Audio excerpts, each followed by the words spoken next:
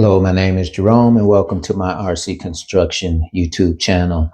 Today I'm working on my XDRC 945 and I'm going to completely disassemble this whole pump assembly and the tank. And the reason I'm doing this, I measured the inside diameter in here of the body that sits on here, and I only have 49.5 millimeters to try to find a pump and tank to fit in here. And that's only 1.95 inches. And finding something to fit in there has been very difficult.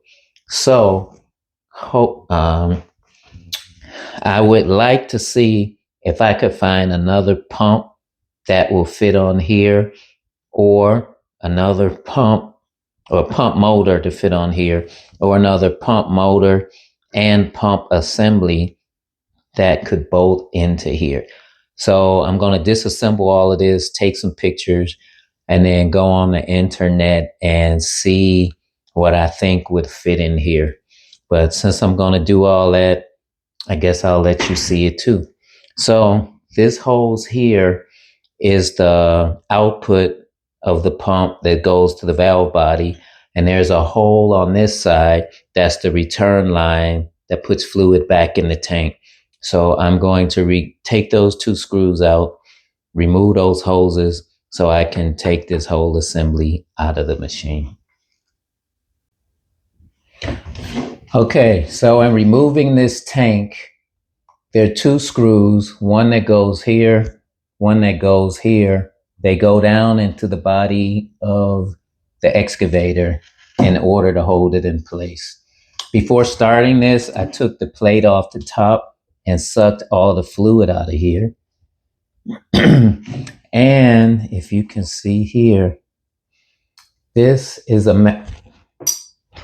magnet.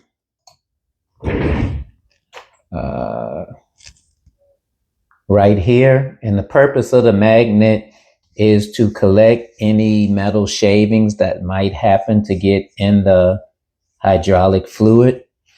And the magnet is quite clean this time. The first time I ever opened this tank and saw this magnet, there was so much magnetic material around it, I thought it was a rubber washer. So, well, actually, I don't want to keep that in there because I'm going to be flipping this over.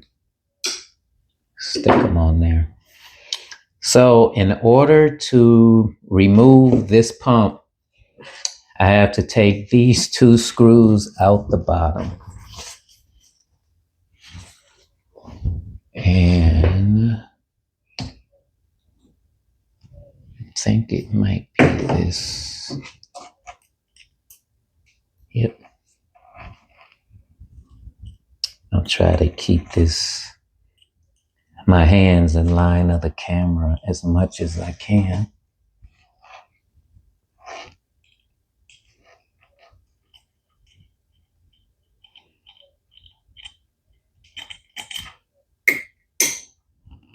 Long screws in here.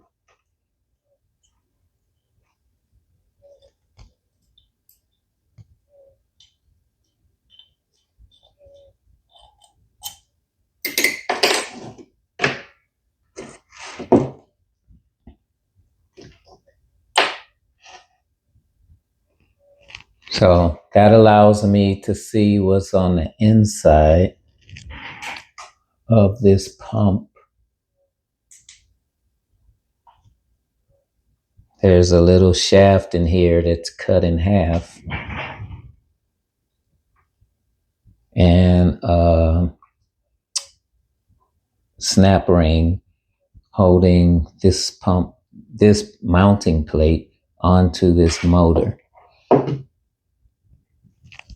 This is a little adapter with the half shaft that fits on the motor, and this is multiple pieces kind of put together.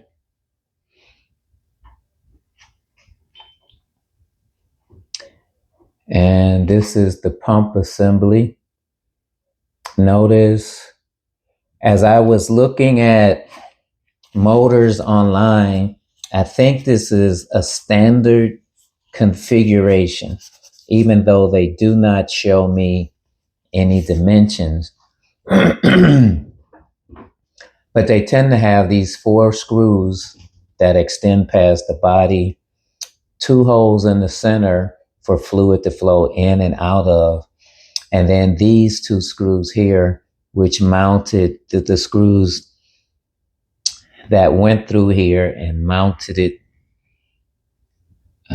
to the oil tank.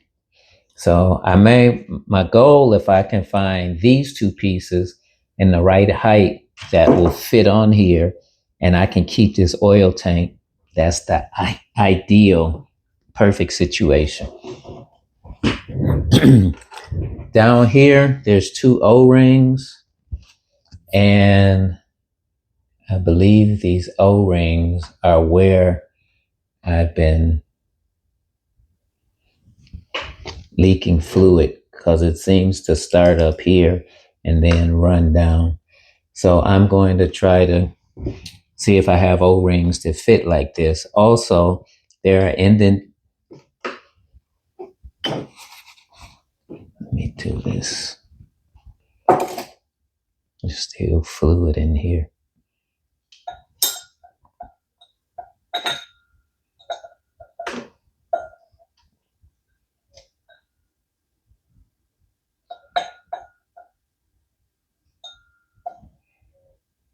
There are indentations here for the 4 screws on the bottom of the motor gear assembly.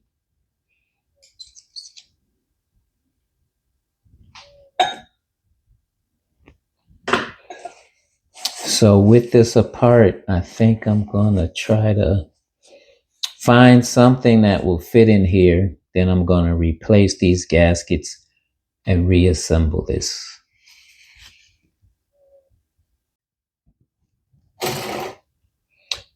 There are 0 threads inside of these 2 holes where the fluid go in and out, because I was thinking of screwing one of the hose connectors in here and running it to the pump, but that is not an option unless perhaps nope, they're not big enough. Were to tap and thread this, but there's not enough space.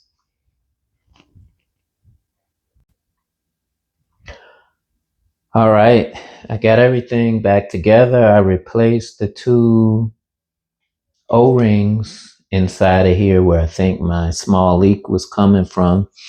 And I literally spent the last 3 hours going through pump and pump assemblies. And I ordered another motor and pump assembly, but I'm going to take the motor off of that one and pop it on this one. That motor pump assembly is supposed to output 6 MPa. This one is only rated at 3.5 MPa. Also, the reason I ordered it, this is a 450 kV motor, and the motor that's coming is a 900 kVA motor. So I will see how that works when it comes. It's going to take 2 weeks to come in from China. And when it comes in, you will see me output another video as I fill up my fluids. And with that, that's my video. Let me give you one more set of information in case you are trying to figure out for yourself a motor that you can buy. Here are some dimensions for the motor and the pump for trying to find something that will actually fit in here. If you can read my writing.